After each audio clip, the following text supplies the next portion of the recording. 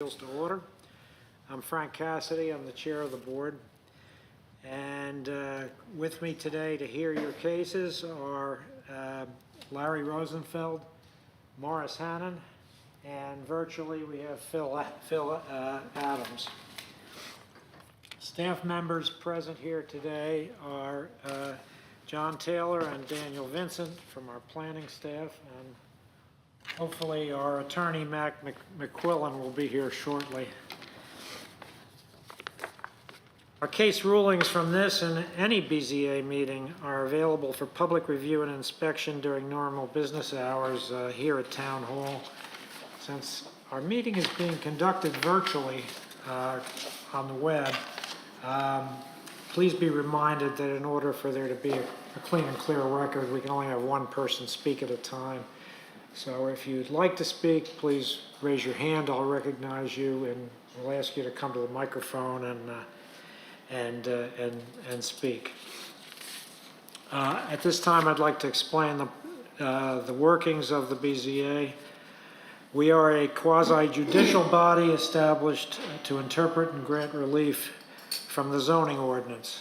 The Board of Zoning Appeals has jurisdiction over three types of cases: appeals, variances, and special exceptions. Appeals are heard regarding administrative actions or decisions by the zoning administrator or staff. Variances, which is what we're doing today, may be granted with strict application when strict application of the zoning ordinance would cause unnecessary hardship. This board's actions must be based on specific standards as contained in the South Carolina Local Government Planning Enabling Act of 1994 and our town zoning ordinance.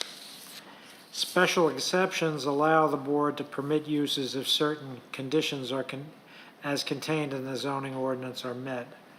A simple majority vote of the quorum present is required to grant a variance or to overturn the decision of the zoning administrator in an appeal or to grant a special exemption. Because today's hearing is a public fact-finding meeting, we are in compliance with the Freedom of Information Act and SEC Code 6-29-70. 15 days prior to this hearing, an announcement was printed in the Post and Courier. A sign was posted on or near the designated properties, and a notice was mailed to the applicant or representative and to residents within 500 feet of the applicant. And to parties of interest. Persons, organizations, and the news media that have requested declaration of our meeting have also been notified. The Freedom of Information Act does not require notification of anyone other than those people that I mentioned. Our purpose today is for interested parties to be heard in order to assist the board in gathering evidence pertinent to each case. If the members of the BZA feel the need for further information to clarify a case, the board has the authority to subpoena witnesses.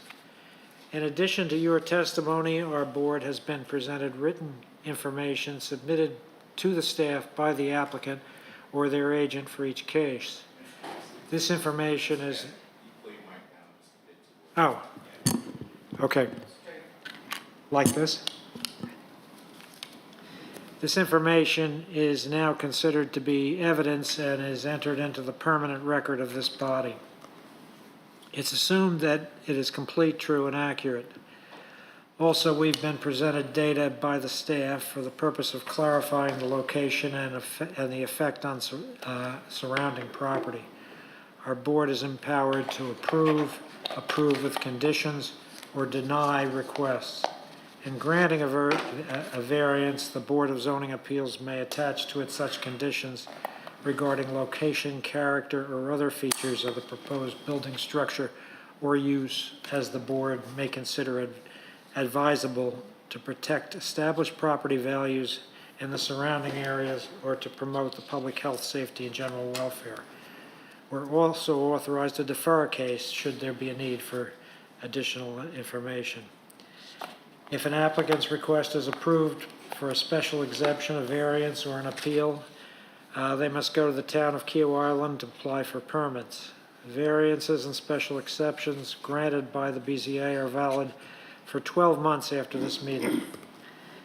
If an applicant's request is disapproved and they wish to appeal the decision of this board concerning this case, appeals must be addressed to the circuit court. SC Code 6-29-820 states that the appeal must be filed by the applicant within 30 days after the decision of the board is mailed to them. Failure to file an appeal within the time limit deprives the court of jurisdiction. Because this is a quasi-judicial body, everything said in this meeting must be complete, true, and accurate. All of the information provided to the BZA is considered evidence, and this board may certify contempt of circuit court if false statements are made, either in writing or orally. Staff has placed a sign-up sheet for any person wishing to address the board, and we'll call individuals up to hear comments. Because we will be speaking on the record here, I'll ask each person who wishes to speak to stand up as a group, and I'll swear you in. So, okay. Do you affirm that the testimony you're about to give is the truth, the whole truth, and nothing but the truth? So help you God. Yes. Thank you all. Just for the record, if I could get everybody that's just took the oath to state their name for me. We'll start this way. On the one side. Okay, thank you. I'll bring it to you. Thank you so much. Okay. I'll now call case BZA 24-000006 at 4113 Summer Duck Way. The staff will present facts pertinent to the case. I'll then call on the applicant to address the case. I'd ask the applicant to go to the podium, state their name and current business address for the record before presenting testimony.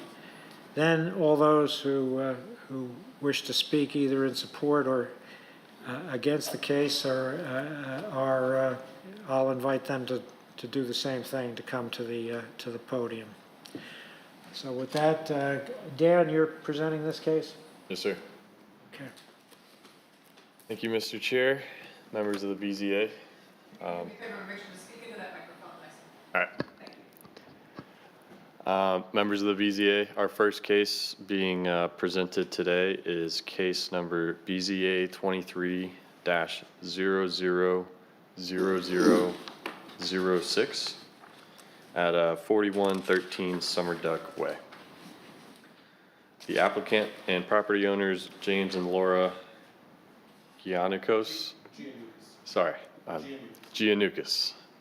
James and Laura Giannukos, being represented by the applicant, Rick Balsh, are requesting a variance for the reduction of the required 15-foot side setback for approximately 69 square feet encroachment for a proposed bedroom addition and 16 square feet for proposed bathroom extension. TMS number is 209-06-00-013. The property is located in the R20 Residential Overlay Zoning District. The lot size is approximately 8,925 square feet, or 0.21 acres in size. The existing home on site was constructed in 1979, according to Charleston County records. The property was acquired by James and Laura Giannukos in October of 2023.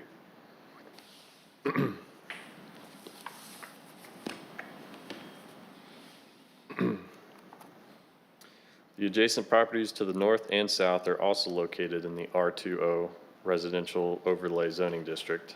The subject property is located adjacent to a lagoon to the west.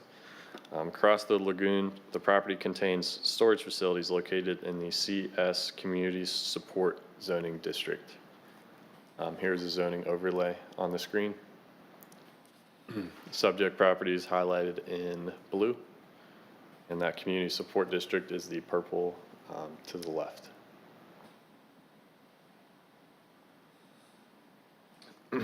Here's a map from Charleston County GIS.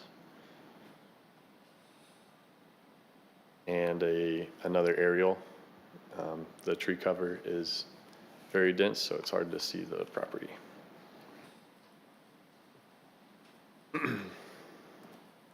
Staff took a site visit on May 31st, 2024, and here are a few pictures.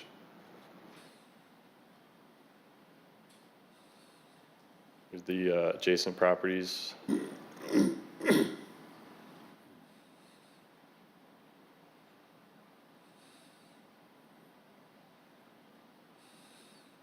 The rear of the property. A copy of the stop work order notice we'll get into later. And the subject property. That left picture to your left is the proposed bedroom addition. And then that picture on that right, where the new wood is, that is where the bathroom extension is proposed. Here's a current site plan. And here's a proposed site plan. And again, This, if I can just pause here for a moment, this is probably not a question for you, Dan, but for the applicant when they get up here. I found this extraordinarily difficult to follow, and I'd just like somebody to show me where the requested additional 75 square feet of encroachment are on this chart. sure.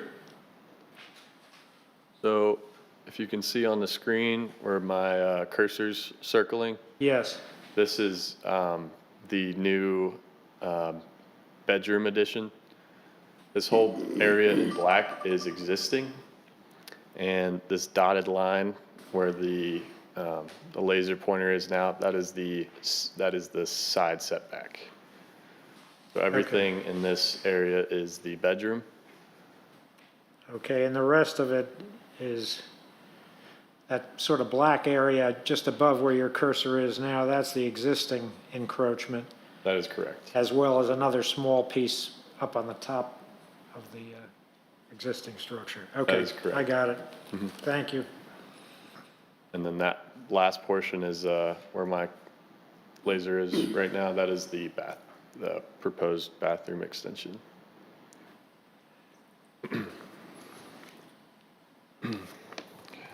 The applicant's proposed plans include interior renovations which extend a bedroom westward into the required 15-foot side setback by approximately 8 feet 6 inches, which is flush to the existing non-conforming part of the home.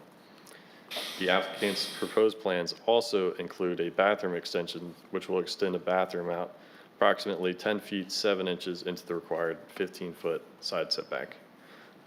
The home is legally non-conforming in regards to setbacks. A portion of the existing home encroaches into the north side of the side yard setback by approximately 54 square feet, and a portion of the existing home encroaches into the south side of the side yard setback by approximately 312 square feet. The applicant is requesting a total of 75 square feet. The applicant applied for a town zoning permit on April 12th, 2024. The applicant was notified through issued comments on April 15th, 2024, that a variance was required based on the site plan submitted. Planning staff conducted a site visit on April 22nd, 2024. Subsequent,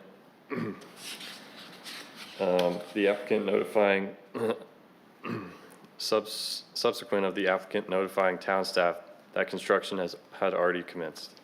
The applicant informed town staff that the project received Kiwa Island Architectural Review Board final approval on January 29th, 2024.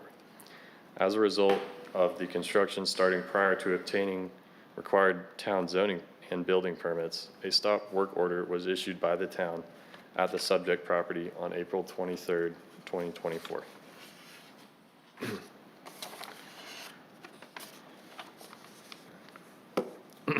The applicant has submitted to the KIARB for an improvement review and was granted approval on October 9th, 2023, stating the variance request for the proposed addition to extend into the left side yard setback is approved due to the unique shape of the lot, the post-construction adoption of current setback requirements applied to the property, and that the proposed addition and associated variance is in keeping with the other properties in the neighborhood.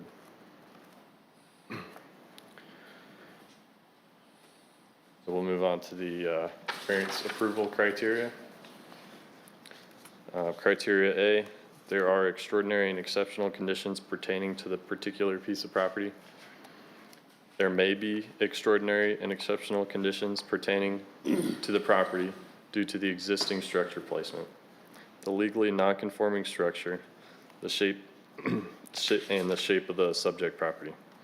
Subject property is pie-shaped, narrow towards the front of the lot. The south side and the north side of the home is considered non-conforming in regards to setbacks. Per the applicant's letter of intent, quote, at 4113 Summer Duck Way, the imposition of setback criteria being added to the property post-construction of the home, essentially forcing the home into a non-conforming status. Criteria B, these conditions do not generally apply to other properties in the vicinity. These conditions may be unique to the subject property and may not generally apply to other properties in the vicinity. Subject property is located in the R2O zoning district. Adjacent properties are located in the R2O district, and existing structures in the vicinity may or may not have similar encroachments based on the current setback standards.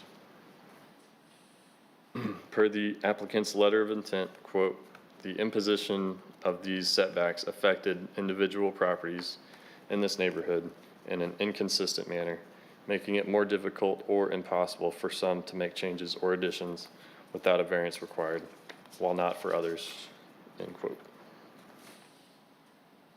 Criteria C, because of these conditions, the application of this ordinance to the particular piece of property would effectively prohibit or unreasonably restrict the utilization of the property. The application of this ordinance to 4113 Summer Duck would prohibit the construction of the proposed additions as the proposed structure encroaches into the required 15-foot side setback. However, it does not unreasonably restrict the utilization of the property. Per the applicant's letter of intent, quote, because of these conditions, the application of the setback requirement would unreasonably restrict or prohibit utilization of the property by eliminating the ability to make simple improvements or modifications to the entire south side of the dwelling, end quote. Criteria D, the authorization of the variance will not be of substantial detriment to the adjacent property or the public good. The authorization of this variance may not be of substantial detriment to the adjacent properties or the public good. The proposed extension is positioned on the side of the home and encroaches minimally past the current non-conforming structure. Per the applicant's letter of intent, quote, the authorization of a variance will not be of substantial detriment to the adjacent property or the public good, nor will the character of the zoning district be harmed by the granting of the variance, because the design approach is both fitting to and falls within the existing character of the neighborhood, has minimal visibility from the road, and is of minimal additional square footage in order to obtain the most efficient use of the space, as well as the addition of landscape screening with predominantly native plant material. The Board of Zoning Appeals, criteria E, the Board of Zoning Appeals shall not grant a variance of the effect of which would be to allow the establishment of a use not otherwise permitted in a zoning district, to extend a physically a non-conforming use of land, or to change the boundaries. Granting of this variance would not allow the establishment of a use not otherwise permitted in this zoning district, extend a non-conforming use of land, or change the zoning district boundaries. Per the applicant's letter of intent, quote, The, the BZA shall not grant a variance, the effect of which would be to allow the establishment of a use not otherwise permitted in a zoning district, to extend physically the non-conforming use of land, or to change the zoning district boundaries on the official map. None of the requested variance conditions would result from an approval by the Board of Zoning Appeals. Criteria F, the fact that the property may be used, may be utilized more profitably, should a variance be granted, may not be considered grounds for a variance. The BZA may not consider profitability when considering this variance request. Per the applicant's letter of intent, quote, "The fact that the property may be used more profitably, should a variance be granted, may not be considered grounds for a variance." Criteria G, the need for this variance shall not be the result of the applicant's own actions. The need for this variance may be the result of the applicant's own actions. Per the applicant's letter of intent, quote, "The need for variance shall not be the result of the applicant's own actions. Because the current owner did not build this home originally or cause the new zoning setback laws to be put in place, this is not the case for the request," end quote. Criteria H, the granting of this variance will not be contrary to the public or neighborhood interest, nor will not adversely affect other properties in the vicinity, nor interfere with the harmony, spirit, and intent and purpose of these regulations. Granting of this variance may not be contrary to the public or neighborhood interest, may not adversely affect the other properties in the vicinity, nor interfere with the harmony, spirit, or intent of these regulations. And per the applicant's letter of intent, quote, "The granting of this variance shall not be contrary to the public or neighborhood interest, nor will not adversely affect other properties in the vicinity, nor interfere with the harmony, spirit, or intent and purpose of these regulations. Because the carefulness by which the addition was designed, as well as the addition of the landscape screening with native plant material, take into account and accord with the surrounding dwellings, adjacent properties, and the overall coherence with the existing fabric of the neighborhood," end quote. Criteria I, granting of this variance does not substantially conflict with the comprehensive plan or purposes of this ordinance. Granting of this variance may not substantially conflict with the comprehensive plan or the purposes of this ordinance.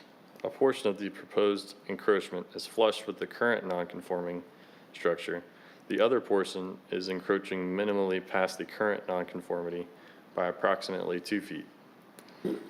Per the applicant's letter of intent, quote, "Granting of this variance does not substantially conflict with the comprehensive plan nor the purposes of this ordinance, as both the size, placement, and encroachment into the setbacks were approached with a deliberate, minimally impactful approach." And that concludes staff's review. Thank you, Dan. Questions for Dan? Dan, Yes. who notified? Brett, I'm sorry. Who notified that the work permit variance was required before they started construction, and then they started the construction? Who was notified? So, construction started before a zoning permit Right, but it says was here, issued. the applicant was notified through issued comments on April 15th that a variance was required. Who did they notify? The applicant, the general contractor, the builder? So there was the applicant, Rick Balsh, walked into the town's office and this was after the zoning permit was requested. So they requested a zoning permit. Shortly after, when staff initiated comments saying a variance was required, Yeah. the applicant came into the town hall and said he has already started construction on the property. Is that the right timeline you're looking for? Close enough. How long was the work started before they went for a request for a variance? Yeah, how long was the construction started before it was stopped? Staff doesn't have an exact date. That would be a question for the applicant. Yeah, I have some similar questions, which I'll save for the applicant. Anything else for Dan?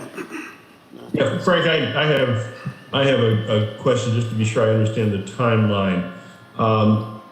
When did the current owners acquire the property? Per Charleston County records, we saw a acquisition in October of 2023. Right. And when were the revised setback rules enacted?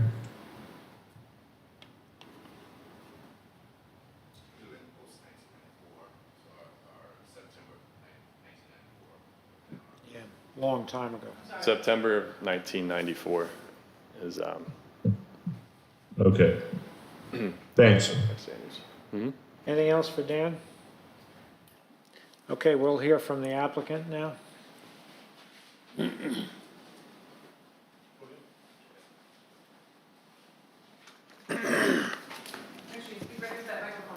got it. My name is Matt Sargent. I'm with Island Architects. I'm here representing the homeowners and the builder today. Unfortunately, the three of them could not be here. So I'll do my best to answer any questions that you have. I think I know most of the history behind what happened, although I may not have all the exact specifics of timeframes. Number one, whoever started construction, have they built on Kiowa before? This is their first project on Kiowa. And they did not think to investigate? We had a long conversation with the builder before they got started, talking them through what the process was. I think he found it a bit overwhelming. We went through the ARB approval process first. The client was then sent an ARB permit, which he then forwarded to the builder. They misunderstood what that meant. And he was under the impression that he had a permit to build on Kiowa. And he discovered that he did not when he called for an inspection of his work, to which the building department replied, we have no active permit on that property. So at that moment, he put out the notice to the clients, to us, what was going on. We reached out to the town and started this process to correct all those errors. It's the builder's first project on Kiowa, not Correct. your first project. No, it is not. No, it is not. So again, did you know they started construction? I was under the impression that they had already acquired their permit. So I did not know that this had not happened.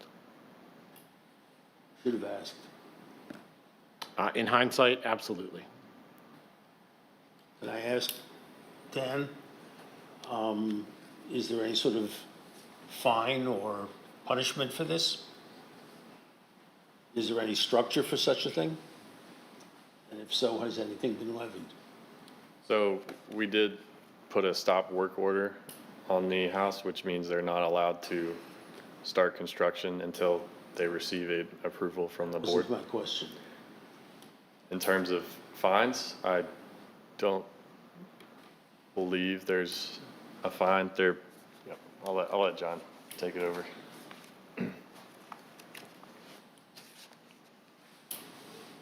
So staff did not issue any fines for this violation that was notified. We do have it in our purview to issue fines. We do have a general practice of just compliance at first. And so many times when we are notified by an applicant, that precedent has been utilized where we're just looking for general compliance. I would add, in addition to this, the notification that is used from the Kiowa Island Architectural Review Board, their formal permit does say building permit. And so this isn't sort of a first time that we've seen an applicant may have begun that construction process. That's something administratively that we've tried to work with the ARB on to no avail. But to your question, no, we have not issued a fine for this violation. Sort of like a first-time waiver. Correct. Assuming that the builder will not do this again, I think there should be some sort of notice sent to the ARB officially that they should put on their permit that this is not a building permit. This is an approval permit, but until the building permit is issued, no construction should start. It should be part and parcel of their contract. or Yes, their we, permit. we have requested that in the past. The town, we can't control the private entity and their rules and procedures and their documents, but we have requested that that document be sort of modified to give what I would say more clear direction that this isn't a building permit in our overall Kiowa development process. We, just to give, I guess, a little bit more color here, as you all are aware, the Kiowa Island Architectural Review Board transition, or that task group that was formalized between the town and the community association, that particular task group has been looking at various things that would transpire if once, whatever that date comes with the transition from the current version.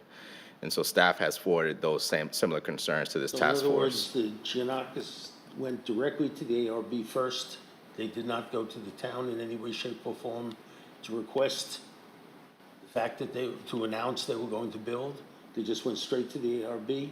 That's our normal development process. We typically actually like that the applicant will go to the ARB first because they are typically a lot more restrictive in a few nuances.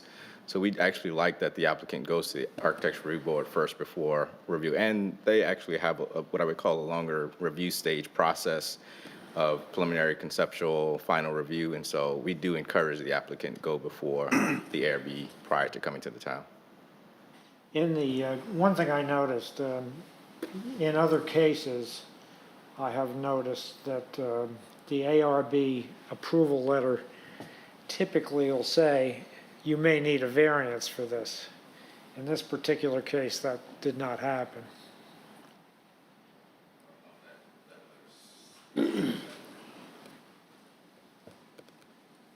It is normal that they do say, the ARB will say you need a town variance, but in this letter, it did not It's not state. there. Correct.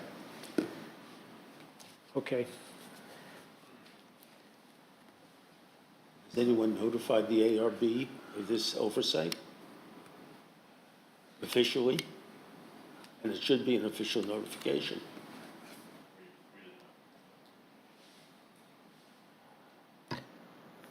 Yeah, I mean, this is a regrettable incident, and I think it probably points to some process improvements that we can make both at the ARB and at the town, and I'd ask staff to look at that. Other questions for Mr. Sargent?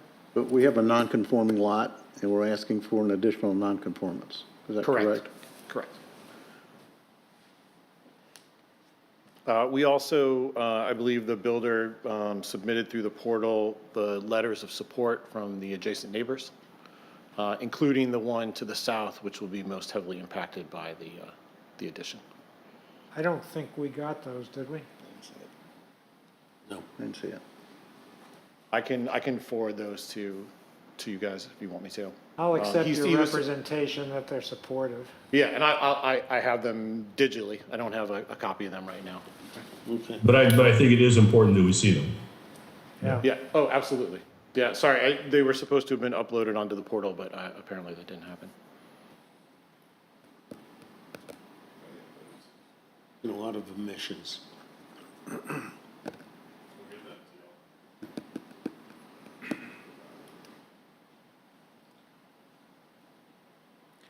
We good? We can print copies if you guys want to see them now, or I'm hearing that the board would like to see them, so. yeah, sure, we can provide those copies. I mean, if it's a matter of just uploading them, perhaps it can be done while we're looking at other things here. What I'll do is I'll just read them into the record, and then I think that Okay. suffice on behalf of. I believe all three letters are the same, This case going same format, normal with from different day names. one. This is unbelievable. So this is dated, coming from Judy Silverstein, property owner at 4114 Summer Duck Way.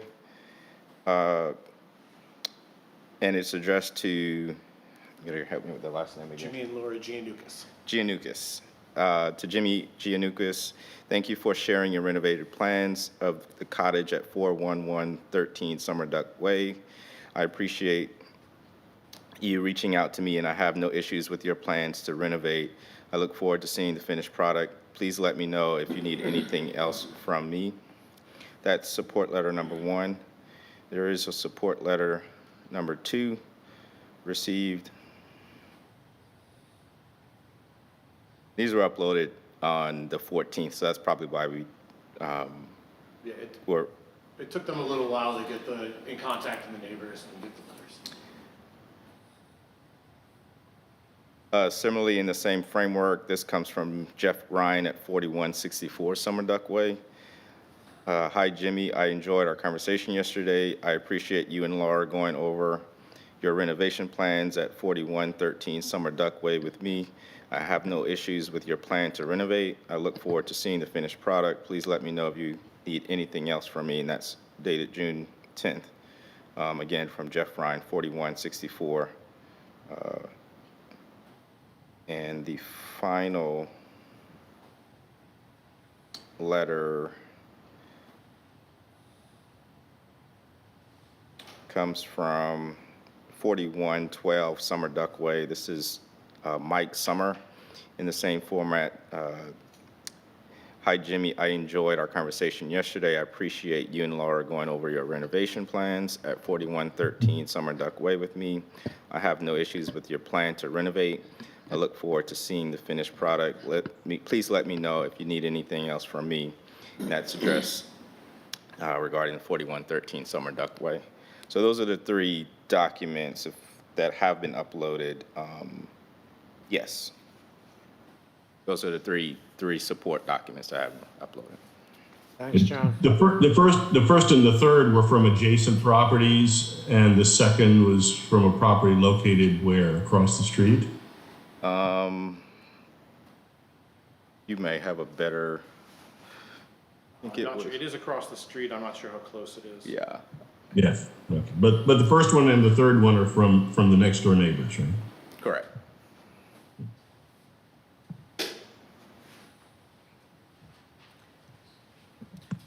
Other questions for And Mr. yet- Sargent? The 4164 is directly across the street. So those are the 3 properties closest to the subject property. Thank you. And I'm happy to, any questions you have about the project itself, where it's located, I'm happy to answer that too. Okay. All right. Thank you for your time.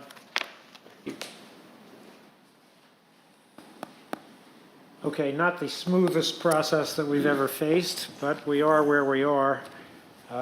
So the question is, what do we do about this variance? I'd entertain any motions that board members would care to make.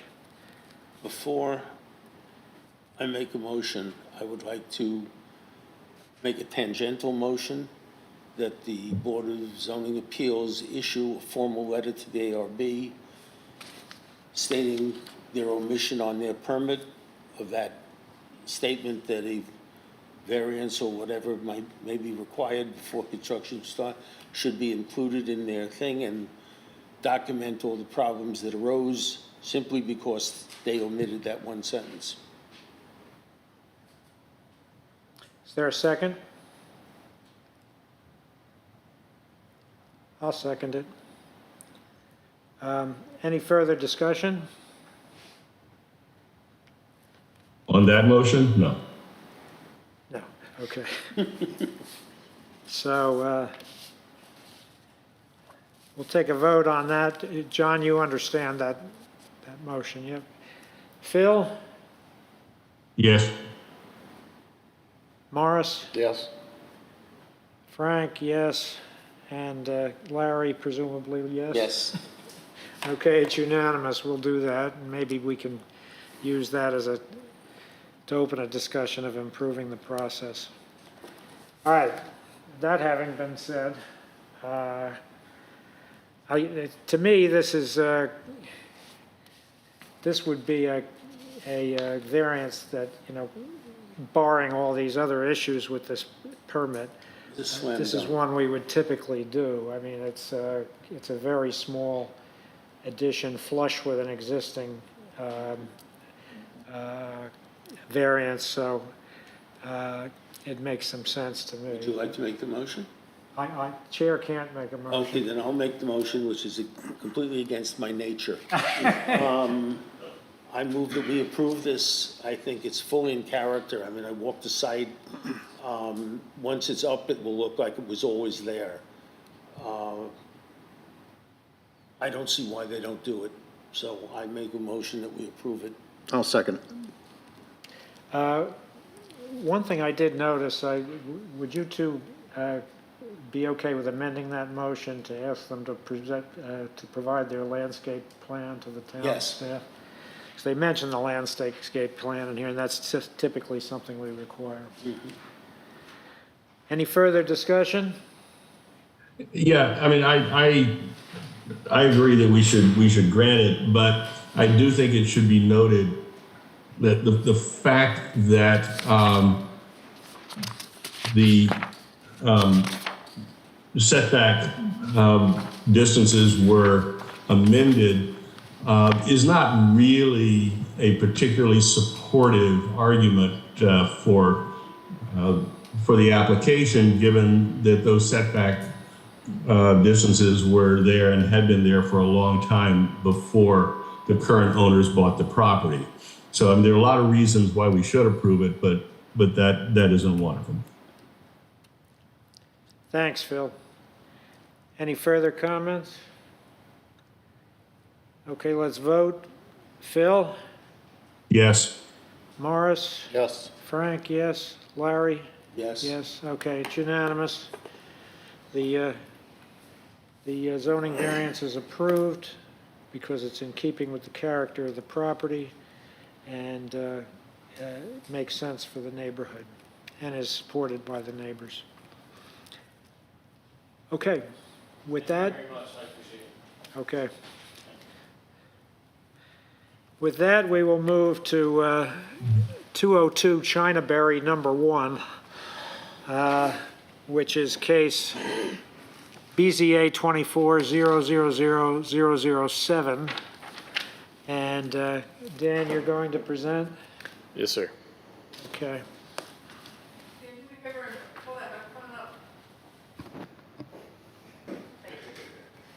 I need like an extension of this thing.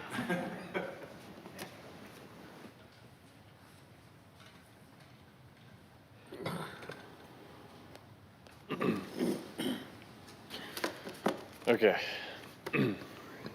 Our next case being presented today is case number BZA 24-000007.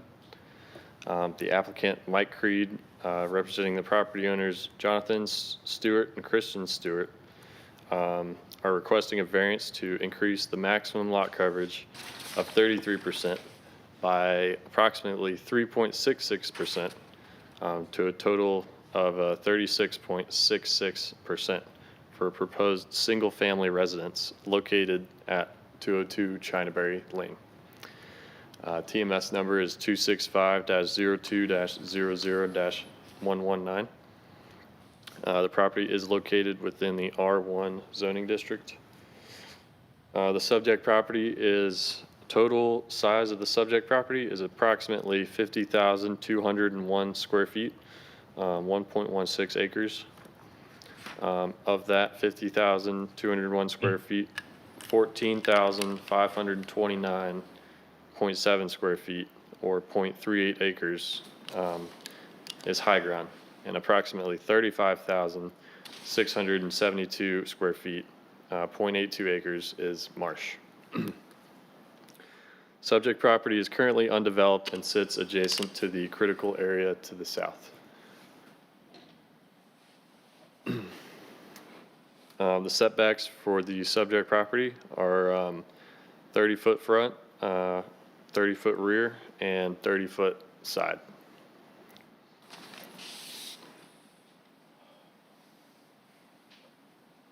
And again, the allowed maximum lot coverage for this lot is 33%. Here's a zoning map. Adjacent properties are located in the R1 zoning district.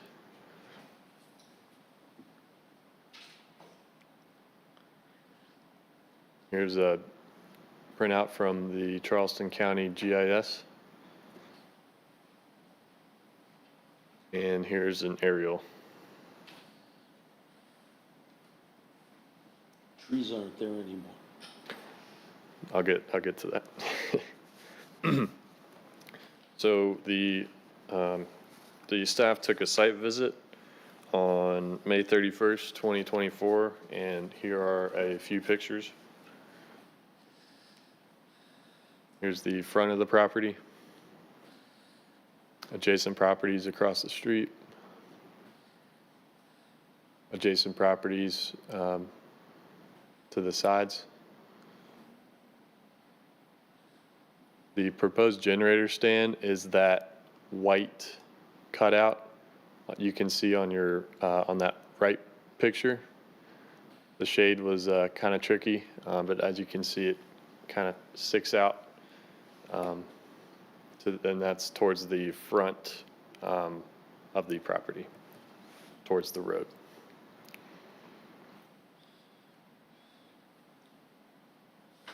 Here's the subject property.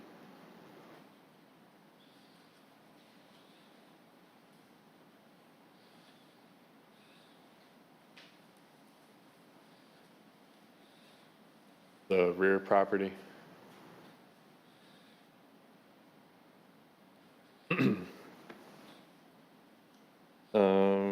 Let's see where to start. So here are the original site plans with the expired OCRM line. As you can see, that dotted line farthest down is the OCRM line, and that would be the setback off of that, which is 30 feet. As you can see, their maximum lot coverage at that time would have been 32.21%. And that total high ground square footage would have been 16,543 square feet. Can I interrupt for a second? How far has the OCRM line advanced between the prior survey, I think it was in 18, and the one in 2024? So if you look on your screen right now, Yeah. you'll see the shift. So that gray line would have been that would have been 2018, and that's 2024. All right, so how far, distance-wise? Does anyone have a measurement? I don't have a specific measurement for you off the top of my head. Okay, then I'll make it even worse for you. Prior to 2018 survey, there was another one years before. How far had it advanced from that one up to 2018? Is it continuing to advance, or is it expected to just hold in the current position? As I've seen, the OCRM line has been moving from 2018 to 2024, and I've assumed it's been moving prior to that. As the tides and the ocean levels rise, that will rise. Yes. So in other words, their 15-foot will eventually be even less than 15 foot. If Probably. correct. So you. their applicants are allowed to apply for bulkheads and other anti-erosion control methods to stop that erosion, but we have not gotten a permit for any control methods as of Have yet. they requested any? Just to clarify here, my recollection is the last OCRM move was a year or two ago. Is that correct? Or is there something more recent than that? These OCRM surveys only occur periodically, right? They're not continuous. Is that correct? So an OCRM survey is required for any new home construction. And if it's older than 5 years, then we require a new one. And so the applicant submitted an old OCRM survey, which expired back in 2023. And so because of that, they had to get another OCRM survey for us to approve plans. Yeah, that's kind of what I was getting at. This change in the OCRM line happened in 2023, correct? It happened between 2018 and 2024. 2018 was the most recent one, but because it was more than 5 years old, they had to apply for a new one. And then the OCRM comes out and does that survey? So OCRM is only certifying the line. The applicant would actually make that request to have that critical line surveyed. So there isn't, if the question is there a continued map line across Kiowa of all critical lines? It's probably been surveyed, but those are done at different periods throughout the year. And so as part of the development process, if there is a property adjacent to a critical area, we ask that they provide a current survey that's within 5 years. And so that's where the dilemma has come in of them having to update their critical line survey based on the time that they've submitted for review. Did I answer your question or maybe not? Who decides where the critical line is? That would be certified by DHEC OCRM. By who? OCRM, Yes. yes. So when the property owner, the property owner of a proposed property asks for this OCRM comes out and does it? Yes, so we have a copy of the, maybe not. So you'll have an applicant, a property owner reach out to a surveyor. The surveyor would go out and mark that. That still needs to be certified officially by OCRM. So I think that's your question. Okay. If OCRM is certifying that this is the official location of that line. Okay, Yeah. I understand.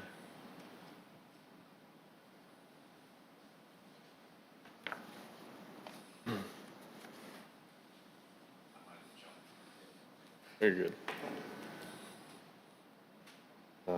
These are the proposed site plans for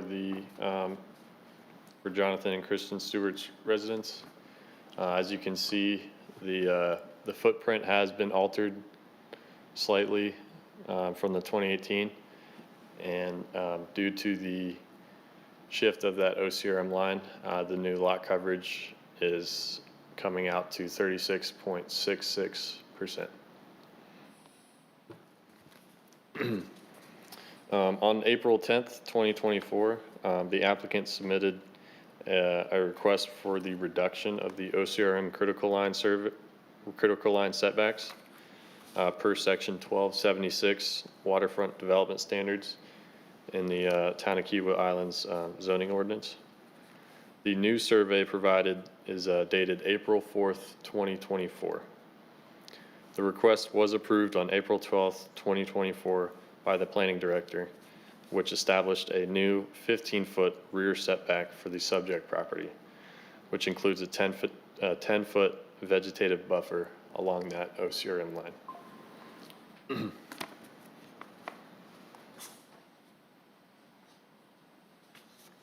Here are the proposed plans.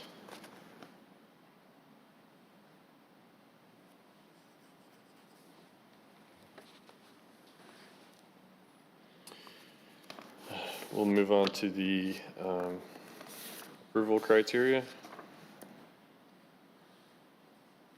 Criteria A, there are extraordinary and exceptional conditions pertaining to the particular piece of property.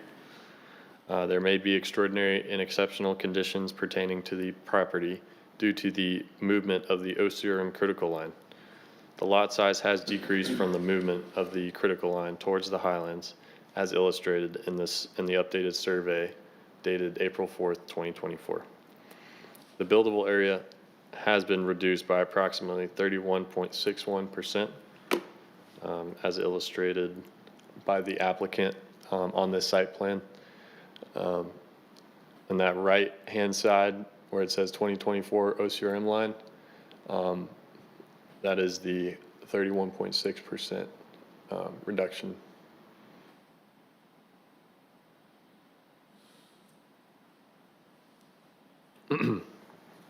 Per the applicant's letter of intent, quote, "The residence was initially designed using the OCRM line from 2018, and this approved design had a lot coverage of 32.21%. However, the OCRM line expired prior to a building permit being granted, or a zoning permit being granted, and as such, an updated OCRM line was requested by the building permitting office. This updated OCRM line significantly impacted the buildable area of the lot.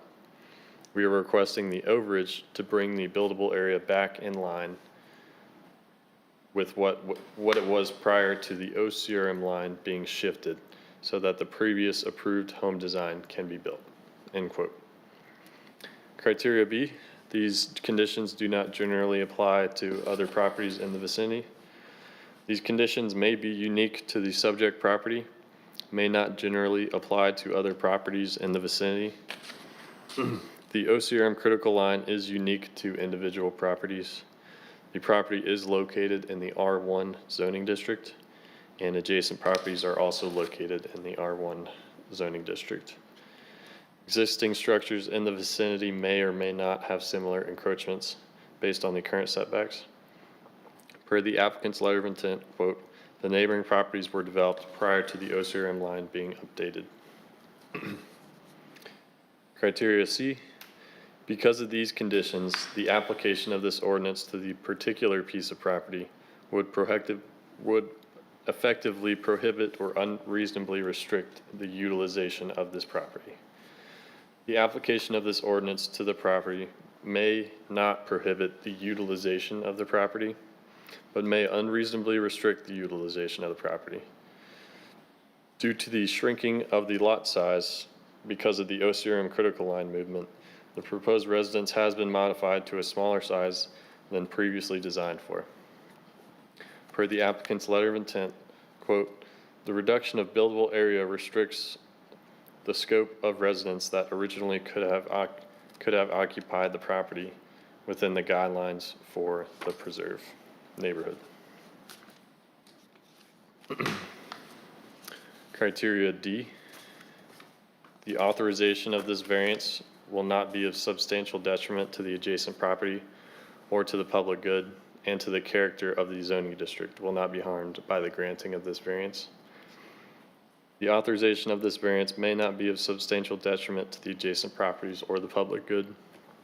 The proposed plans increase the total lot coverage by approximately 531 square feet, which is 3.66%, from the 33% allowable lot coverage.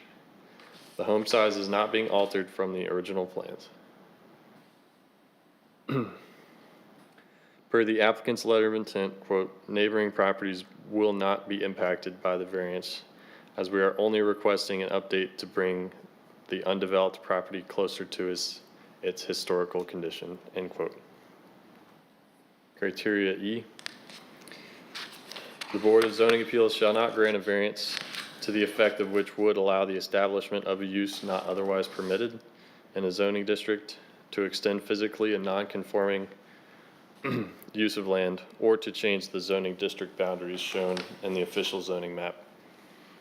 Granting of this variance would not allow the establishment of a use not otherwise permitted in the zoning district, extend physically a non-conforming use of land, or change the zoning district boundaries.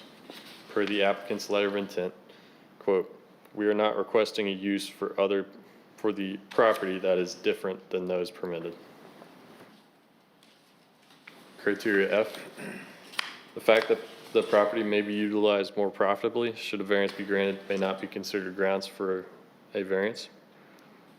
The BZA may not consider profitability when considering this variance request. Per the applicant's letter of intent, quote, "Increasing the allowed Increasing the allowable lot coverage will only bring the property back in line with its prior allowable use and will not allow use that is in excess of such use, end quote. Criteria G, the need for this variance shall not be the result of the applicant's own actions. The need for this variance may not be the result of the applicant's own actions. The movement of the Osirium critical line has caused the need for this variance.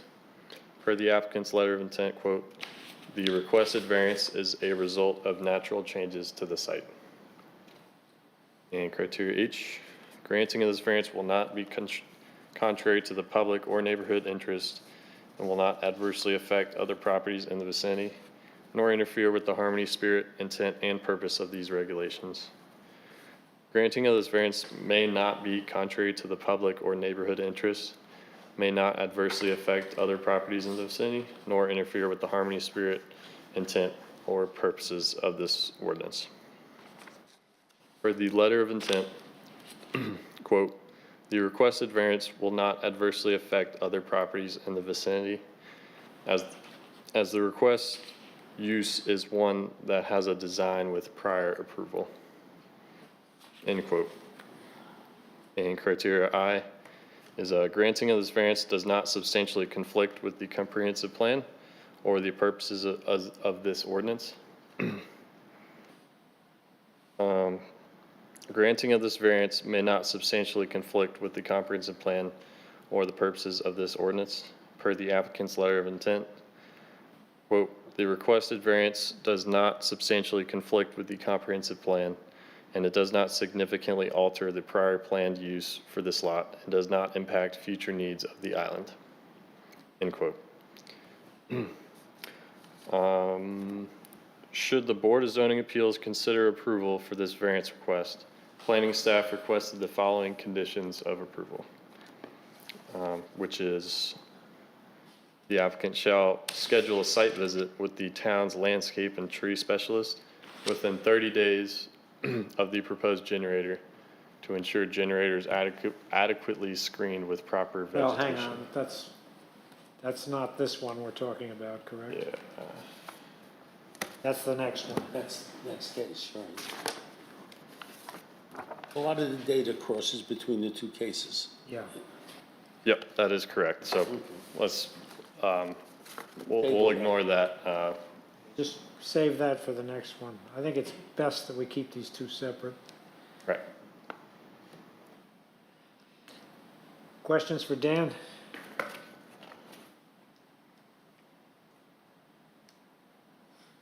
Hearing none, we'll hear from the applicant. All right.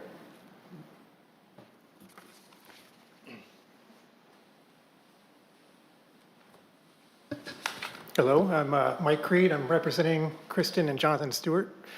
I don't know if you have any specific questions for me, but What position do you hold? Are you a builder? I or work for contractor? the architect. Excuse me? I work for the architect. Firm is Wayne Wyndham Architect. When were the plans drawn up for the house? So I think we started the project in 2021, and we finalized them early 2023. So just to confirm, I just want to confirm my understanding of what happened here. You started the process with a 2018 survey, which was current at the time, but in the middle of getting this whole thing done, that expired after the time that you already had the house designed. Correct. Actually, during the permitting process with the town, we didn't realize it was expired until they flagged it. So it was pretty close to that time. Have you built on Kiowa prior to this? Yes, sir. In that area? On the marsh? Or On a the marsh, yes. Yeah. Not specifically Chinaberry, but Have you dealt with OCRM issues prior? yes. Yeah, Wyndham has a lot of experience here. And nobody saw fit to use the November expiration date, 23, as some sort of criteria? Well, We kind of assumed that the client had already started the building process. So it was out of our hands prior to the, When you say started the building process, you mean actual but construction? yeah, they had a builder and they had, Without a permit? well, the next step would have been to take our plans and apply for a building permit. And during that process is when we found out the OCRM line. Don't we have people start construction prior to getting a building permit? No, I think when he says building process, it means interaction with the builder, not actual construction. correct. Yep. So the plans were finished in 2023, is that correct?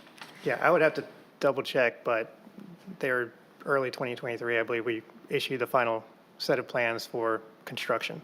And the OCRM ran out on 2020, somewhere in 2022? No, it was in 2023, 2023. November. November 23, okay. Yeah. I'm sensitive to, I find Mr. French's, one of the neighbors' comments, kind of compelling, that the game kind of changed here in the middle. Yeah, I agree. but I always have held the 33% is fairly sacrosanct. And I'm saying that I've always believed that the 33% maximum lot coverage is sacrosanct. And that simply because the march is encroaching, which is obvious all over the island, this is not our first case. And obviously you people are as informed as we are on things like that. I think it should have been taken into effect during your construction, your creation of the plans, so that this situation would never have occurred. It's a fairly large house from what I can see, and on a lot that appears to be continuously shrinking. It just seems like a mistake to do this.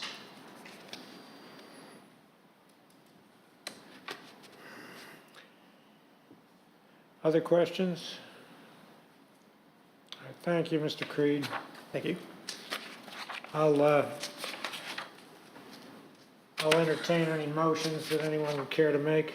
I'd like to make a motion to disapprove. I think going above the 33% is in violation of the basic rules of homes out here.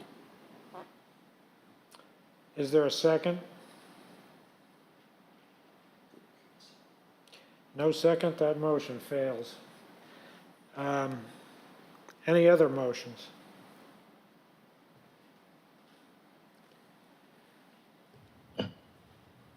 Move to approve. I'll second it. Any further discussion? I just comment again that I think this is a case where the rules changed in the middle of the game. If they had been just a few months quicker here, they wouldn't even be here. So it just seems like this is the right thing to do rather than have them redesign the entire house. Any other comments? All right, we'll go ahead and vote. Phil? Yes. Phil? Yes. Morris? Yes. Frank, yes. Larry? No? Yep. Motion carries 3-1 based on the way the timing of this whole issue occurred, as we've discussed.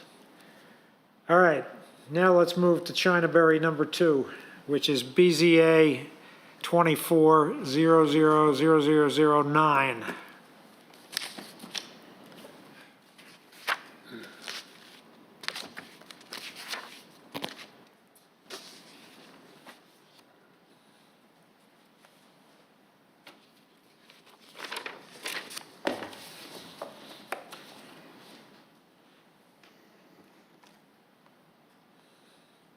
Thank you, Mr. Chair. We will be discussing, as Frank said, case number BZA 24-000009. Applicant and property owner are Jonathan and Kristen Stewart. Location is 202 Chinaberry. TMS number is 265-02-00-119. This is located in the R1 zoning district. And the lot size is approximately 50,201 square feet. Of that 50,201 square feet, 14,529 square feet is Highlands, and 35,672 square feet is Marshlands. The variance request is for the reduction of the required 30-foot front setback for approximately 16 square feet for a proposed generator stand. The setbacks for 202 Chinaberry are a 30-foot front, a 30-foot sides, and a 30-foot rear. The maximum allowed lot coverage for this lot is 33%. The applicant's proposed plans include a new single-family residence with a pool and deck in the rear. Here is a zoning overlay of 202. An aerial from Charleston County's GIS. You can move through this, Dan, and just get to the stuff about the generator. Got it. Applicant did submit to the Kiwa Island Architectural Review Board, and they were granted approval for the generator placement on April 12th, 2023.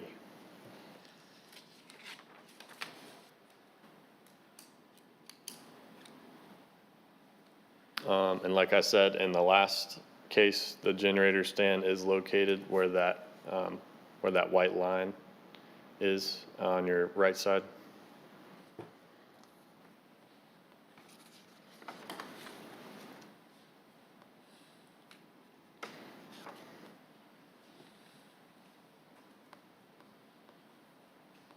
The proposed plans were the same as the original with that 5%, with that encroachment of that generator stand.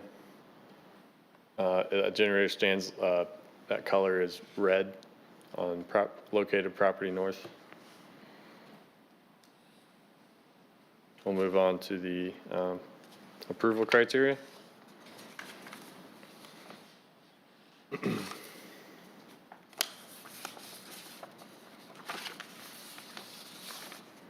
So criteria A, there are extraordinary and exceptional conditions pertaining to the particular piece of property. There may be extraordinary and exceptional conditions pertaining to the property due to that movement of the OCRM line. The lot size has decreased from that movement of the OCRM line towards the highlands, as illustrated by the survey dated April 4th, 2024.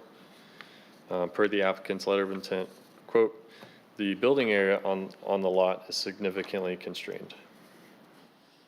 Criteria B, these conditions do not generally apply to other properties in the vicinity. These conditions may be unique to the subject property and may not generally apply to other properties in the vicinity. The property is located in the R1 zoning district.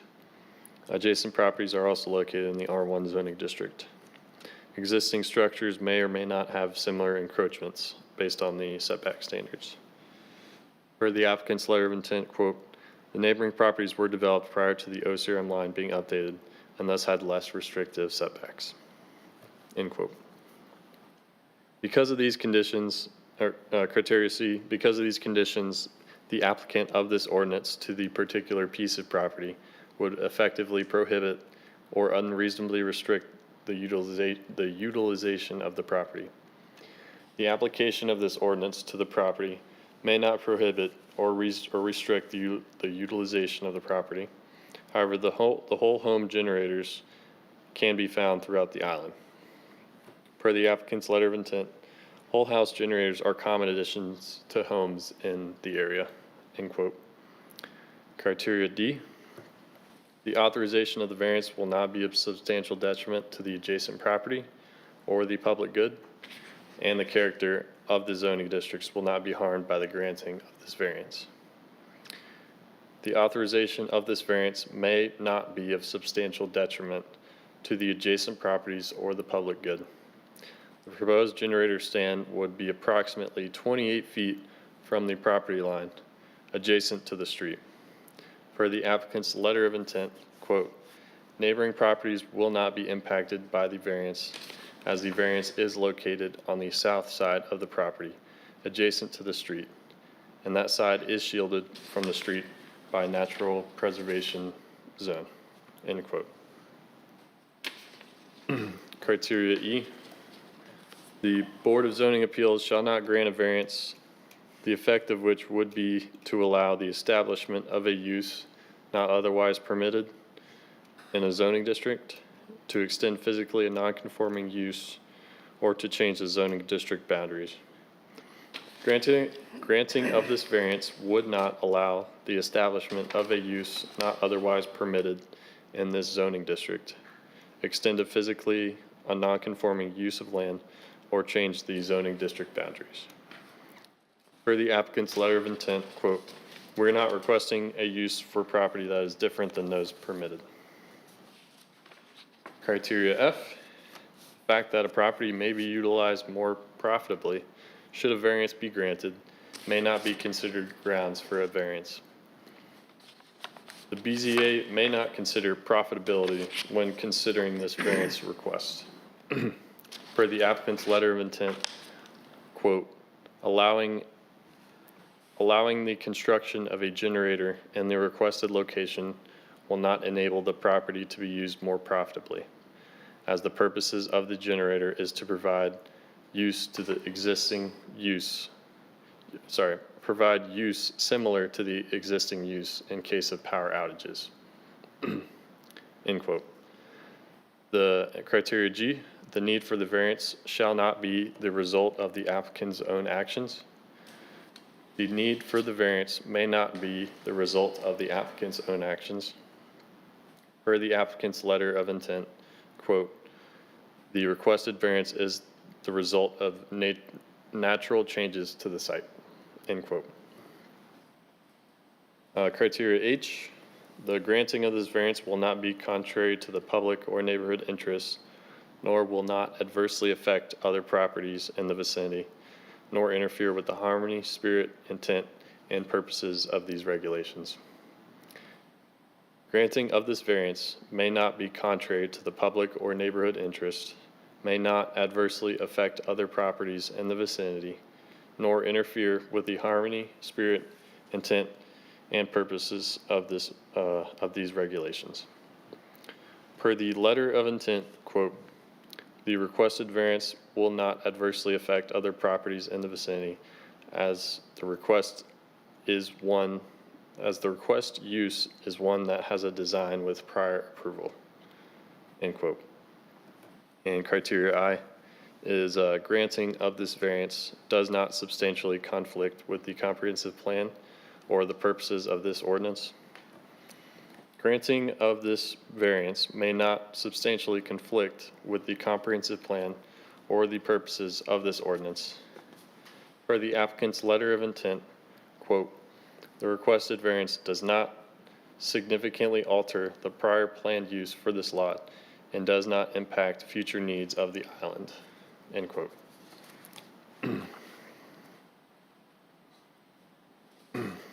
And should the Board of Zoning Appeals consider approval of this variance request, planning staff requests the following conditions of approval, which is the applicants shall schedule a site visit with the town landscape and tree specialist within 30 days of installation of the proposed generator to ensure the generator is adequately screened with proper vegetation.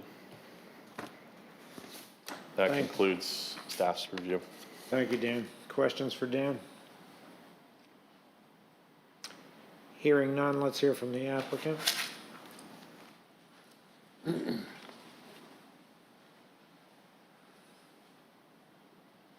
right, so I don't know if this is important, but as far as timeline goes, the generator was up before the OCRM line shift. So we were looking to get that, I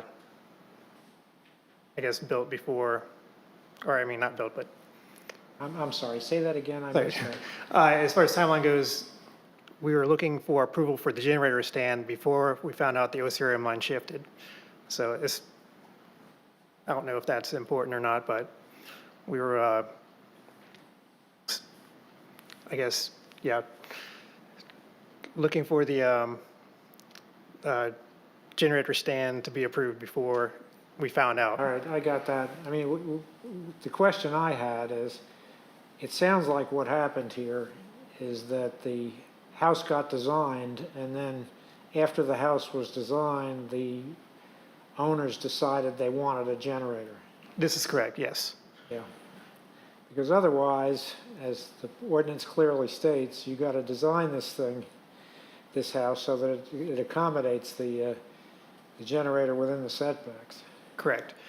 And the only reason we are requiring encroachment into the setback is because the generator requires a specific amount of clearance for airspace Yeah, now around that it. I understand. If this thing weren't so minor, I wouldn't have much sympathy for your position on this thing.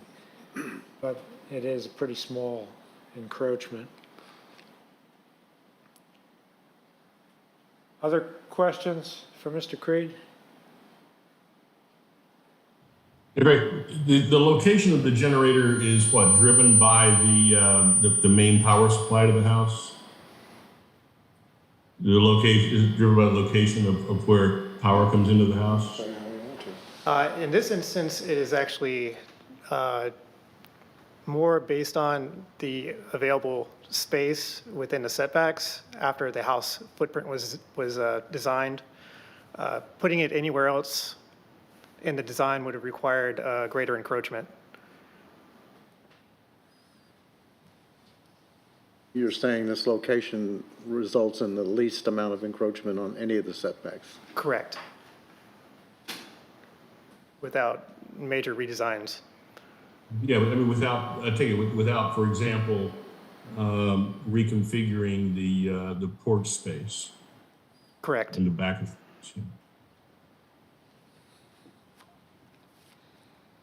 Other questions? Okay, I'd entertain a motion.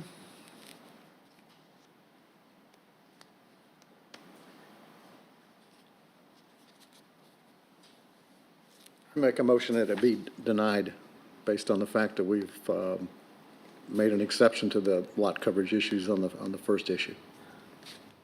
Second.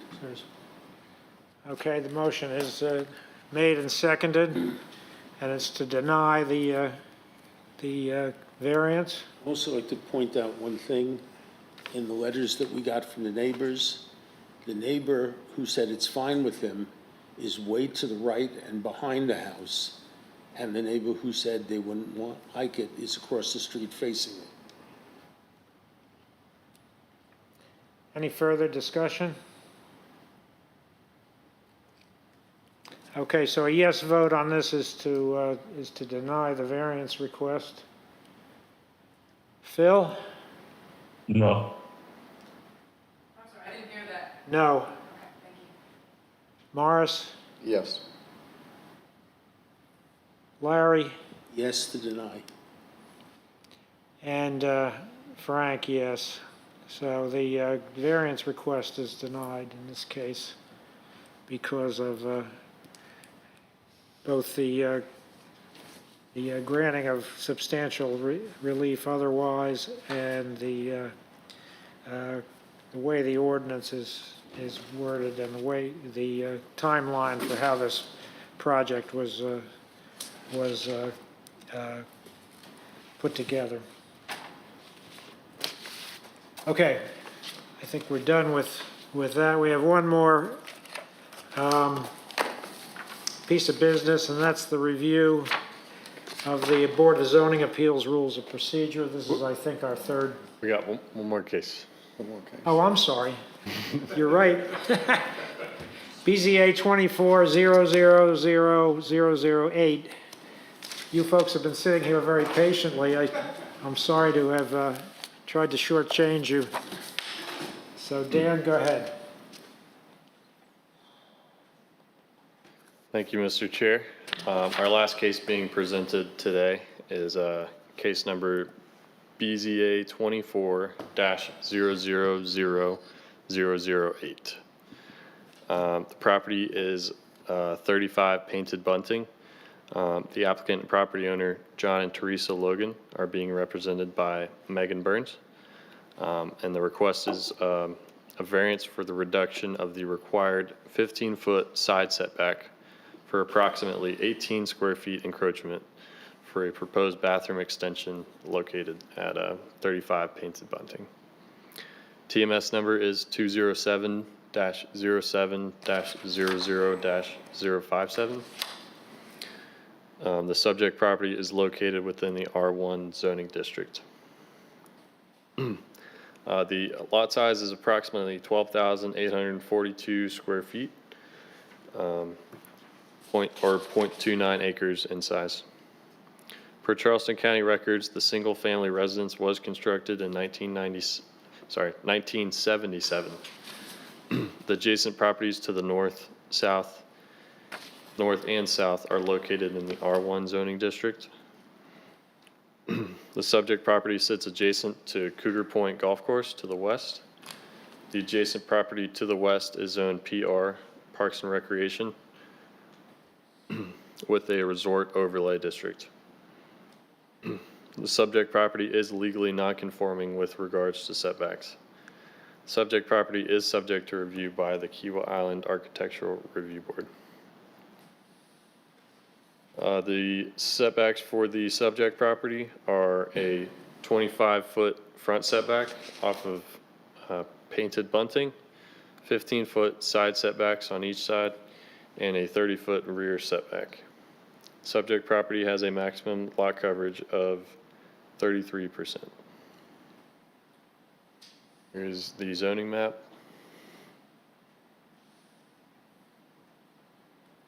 Charleston County GIS aerial.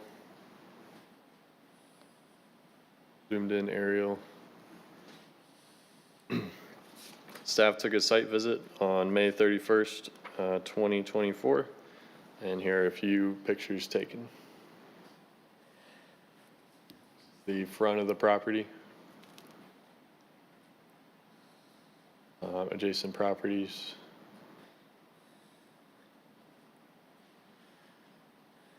Side of the property. Rear of the property. That's where Cougar Point Golf Course is on that picture to the left. And here is the subject property.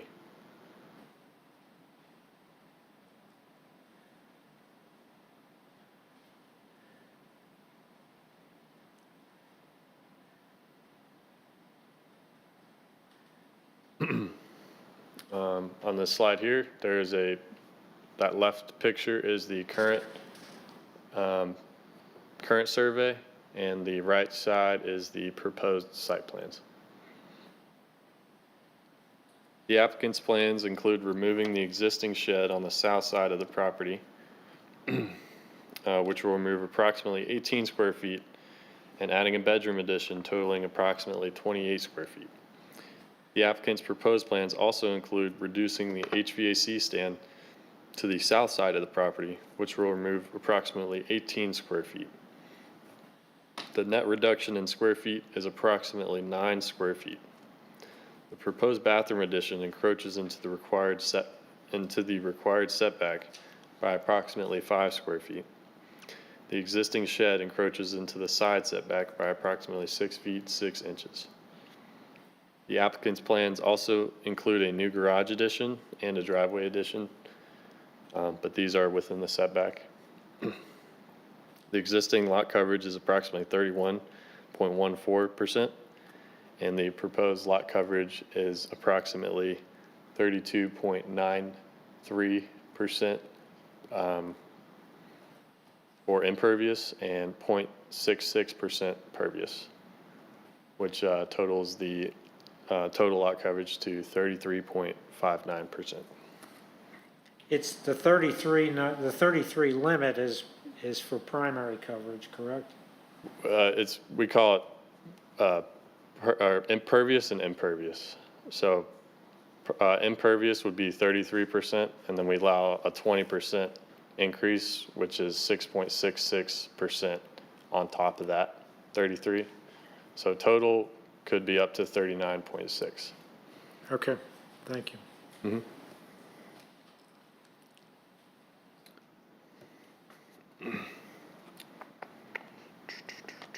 The applicant has submitted to the Kiawah Island Architectural Review Board, and on April 4th, they were granted approval.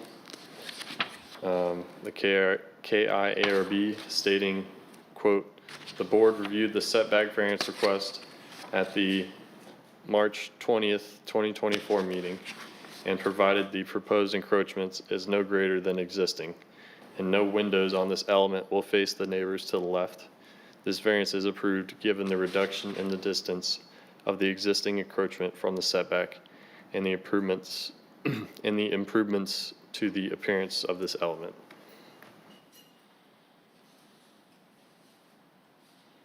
We'll move on to the criteria.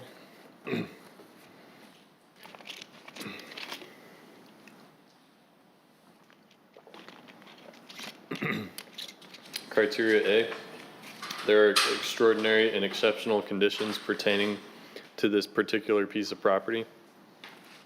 There may be extraordinary and exceptional conditions pertaining to this property due to the nonconformity of the existing home.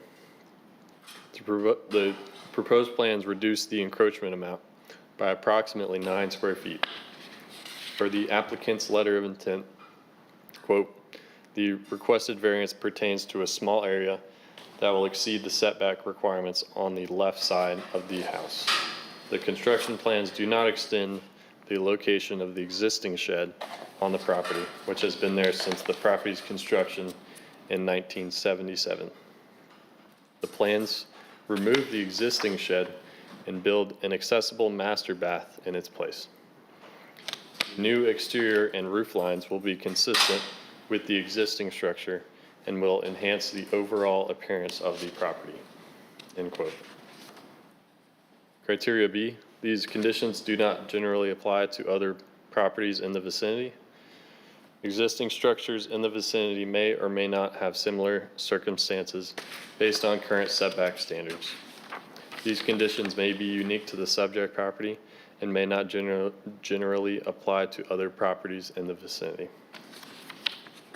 Per the applicant's letter, quote, "The location of the current shed, proposed primary bath, is on the left side of the house. The lot is at the top of the cul-de-sac. The improvements will not be visible from the street and will not impede on its neighbors' use of their house and lot." Criteria C, because of these conditions, the application of this ordinance to the particular piece of property would effectively prohibit or unreasonably restrict the utilization of the property. The application of this ordinance to 35 painted bunting would restrict the construction of the proposed addition, as the existing and proposed structure encroaches into the required 15-foot rear setback. However, it does not unreasonably restrict the utilization of the property. Per the applicant's letter of intent, quote, "The application of this ordinance at this time would restrict the property use from its current utilization. Given there is a structure sitting over the setback, it seems that denying the enhancement of the existing structure, the shed, would be an unreasonable restriction on the use of property." End quote. Criteria D, the authorization of a variance will not be of substantial detriment to the adjacent property or to the public good, and the character of the zoning district will not be harmed by the granting of this variance. The authorization of a variance may not be of substantial detriment to the adjacent property or the public good, and the character of the zoning district may not be harmed by the granting of this variance. The proposed addition encroaches into the setback by approximately 5 feet. The existing structure encroaches into the setback by approximately 6 feet 6 inches. The total square footage encroachment is being reduced by approximately 9 square feet due to the reduction of the HVAC stand. Per the applicant's letter of intent, quote, "The planned structure is a replacement of the existing shed on the property. The property renovations will bring the exterior walls and roof line in line with the rest of the property. These renovations will enhance the overall appearance of the house." End quote. Criteria E, the BZA shall not grant a variance, the effect of which would be to allow the establishment of a use not otherwise permitted in a zoning district, to extend physically a non-conforming use of land, or to change the zoning district boundaries shown in the official zoning map. Granting of this variance would not allow the establishment of a use not otherwise permitted in this zoning district, extend physically a non-conforming use of land, or change the zoning district boundaries. Per the applicant's letter of intent, quote, "The plan structure is consistent with the use permitted in the property zoning district. The plan structure will not extend physically non-conforming use of land as the planned use is conforming. The plan structure will not change the zoning district boundaries as shown on the zoning map." End quote. The fact that a property may be used, criteria F, the fact that a property may be used more profitably, should a variance be granted, may not be considered grounds for a variance. Profitability may not be considered grounds for a variance. Per the applicant's letter of intent, the planned construction is to enhance the properties for the enjoyment of the owners who will be living in it full-time once the project is completed. The current master bath is small and not accessible, whereas the new plans allow for aging in place. End quote. Criteria G, the need for this variance shall not be the result of the applicant's own actions. The need for the variance may not be the result of the applicant's own actions. Per Charleston County records, the property was acquired by John Logan Jr. and Teresa Logan in 2010. Per the applicant's letter of intent, quote, "The owners have been working on this plan over the course of 2 years and have not forced the design to encroach into the setback. They have in fact reduced the encroachment area with the master bath and by reworking the HVAC stand." Criteria H, granting of this variance will not be contrary to the public or neighborhood interests, nor will not adversely affect other properties in the vicinity, nor interfere with the harmony, spirit, intent, and purposes of these regulations. Granting of this variance may not be contrary to the public or neighborhood interests, nor adversely affect other properties in the vicinity, nor interfere with the harmony, spirit, and intent and purposes of these regulations. Per the applicant's letter, quote, "The renovation has been designed and engineered to blend in with other properties in the immediate vicinity. The renovations are consistent with the public and neighborhood interest and will not adversely affect other properties in the vicinity, interfere with the harmony, spirit, and purposes of these regulations.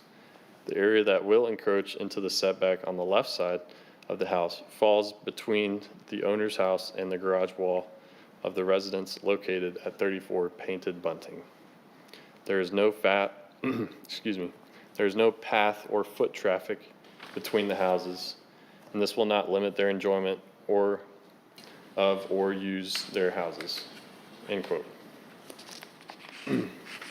Criteria I, granting of this variance does not substantially conflict with the comprehensive plan or purposes of this ordinance.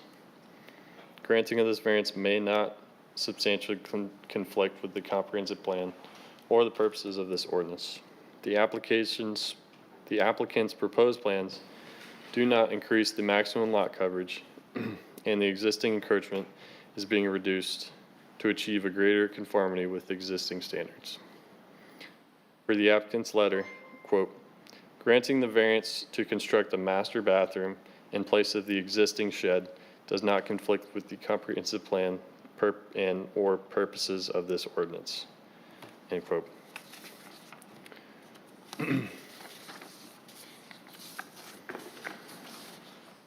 And this concludes staff's review.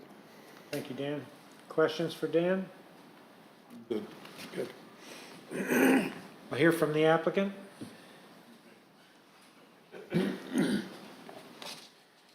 Thank you. My name's Bill Marshall. I'm actually an architect that helping the Logans with their project. Just to make introductions, John Logan, the owner, was to my left, and Patty Tuckle represents the builder who's involved with the project. I want to thank the town staff did a great job of expressing what our desire is. What we were trying to do is take an existing non-conforming use, adapt the plan for a handicap accessible bathroom on the first living level without increasing the encroachments that already existed. So what I think we've done pretty successfully with the design is to create a master suite bathroom off of the existing master and have that encroachment actually be slightly less than what it was when we came in, which was sort of a project goal. That being said, happy to answer any questions any of us would. Any questions? I'm fine. Thank you. Yes, sir. Hearing none, I'd entertain a motion. I make a motion, we approve. Second. Moved and seconded. Any further discussion? Okay, Phil? Yes. Morris? Yes. Frank, yes. Larry? Yes. Okay, it's unanimous. Approved because we have, they've reduced the encroachment into the setback and generally improved the property dramatically, I think. So thank you. Good luck with your project. It's a very nice design. Thank you all for your service as well. Okay, now we'll get to the rules of procedure. This is our third trip through these. I think Patria did a good job of capturing our comments the last time, and we're down to only three things, I think. One, clarifying that all members must be property owners, although two do not need to be full-time residents. Two, allowing virtual participation, as Phil is today. And three, that we get the materials 5 days prior. I think that's it, isn't it, Dan? Those are the three corrections I saw in the last meeting. That's it. Did anyone else have any other? Any further questions or comments? Let's put this to bed. Yeah, good idea. I'll entertain a motion. I make a motion, we approve these as written draft 4. Okay. I'll second it. All in favor, please say aye. Aye. Opposed? Okay, it's unanimous. We're done. All right, cool. John, do we know whether we have a meeting next month? We do have a meeting next month, and we have 2 cases on the agenda. Okay, good. Is China Berry coming back? They did not apply. I think you made a mistake, fellas. All right. That lot's gonna shrink continuously. I understand part of it. Thanks, folks.